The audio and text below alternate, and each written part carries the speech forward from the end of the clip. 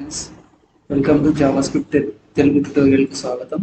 ఈరోజు టాపిక్ వచ్చేసి assignment operators అనమాట. ఈ అసైన్మెంట్ ఆపరేటర్స్ ఎలా ఉంటాయంటే నేను చూపిస్తాను. ఓకేనా? వీటిని అసైన్మెంట్ ఆపరేటర్స్ అంటారు. ఈ ఈక్వల్ అనేది ఆపరేటర్. తర్వాత ఈ ఎక్స్ ఈక్వల్ టు వై అంటే ఈ ఎక్స్ ఈ వై వాల్యూని ఎక్స్కి అసైన్ చేయడం అనమాట. అసైన్మెంట్ ఆపరేటర్ అంటే వై వాల్యూని ఎక్స్కి అసైన్ చేయడం అదే అనమాట. తర్వాత ప్లస్ ఈక్వల్ టు అంటే X plus equal to Y. ఇది ఎలా అంటే చెప్తాను అండి. X equal to X plus why అనమాట. అంటే ఈ ఎక్స్ వాల్యూని యూ వాల్యూ అవుతుంది. ఇది వచ్చేసి అదే previous value plus Y value. అంటే వై వాల్యూ అసైన్ వేరేదన్నమాట. ఇది అనేది పాత వాల్యూ, అంటే ఎక్స్ ఈక్వల్ టు 3 ఇచ్చామనుకోండి, అలా పాత వాల్యూ. ఇది న్యూ వాల్యూ. ఈ రెండు కలిపితే న్యూ వాల్యూ అవుతుంది. అలాగే మైనస్ కూడా అంతే అనమాట. X minus equal to y. So x equal to x minus y. అలాగే star, into, multiplication, division, modulus అంటే తెలుసు కదా, శేషం. ఓకేనా?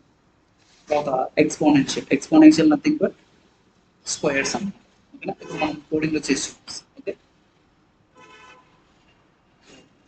న్యూ ఫైల్ తీసుకుంటాను. న్యూ ఫైల్ తీసుకుంటాను.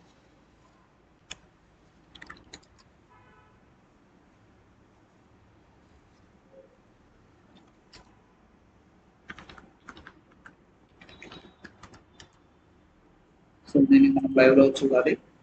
సో లైవ్లో చూడాలంటే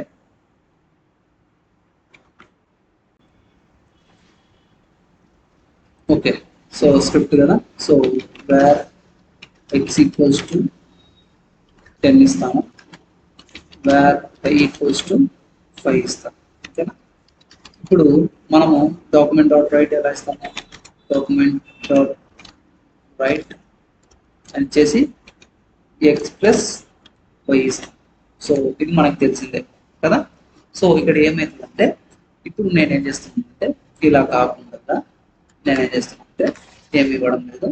ఇక్కడ ఏమవుతుందంటే x equals to X plus why అనమాట.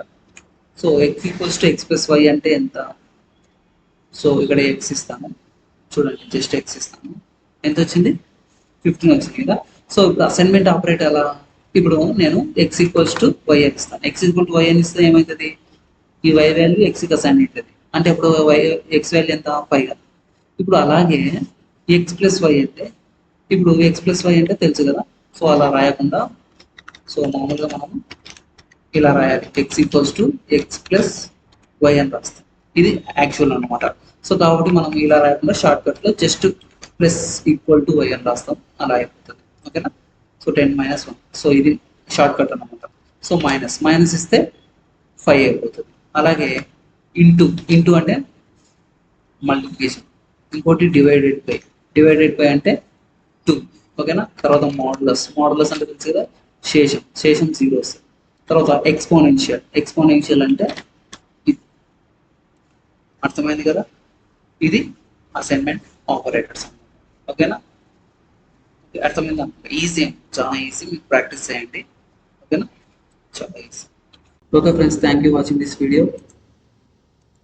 లైక్ చేయండి, షేర్ చేయండి, సబ్స్క్రైబ్ చేసుకోండి. అలాగే పక్కన ఉన్న బెల్ ఐకాన్ని క్లిక్ చేయడం ద్వారా నేను పెట్టే ప్రతి వీడియో మీకు అప్డేట్ రూపంలోనే ముందుగానే వస్తుంది. Okay friends, thank you.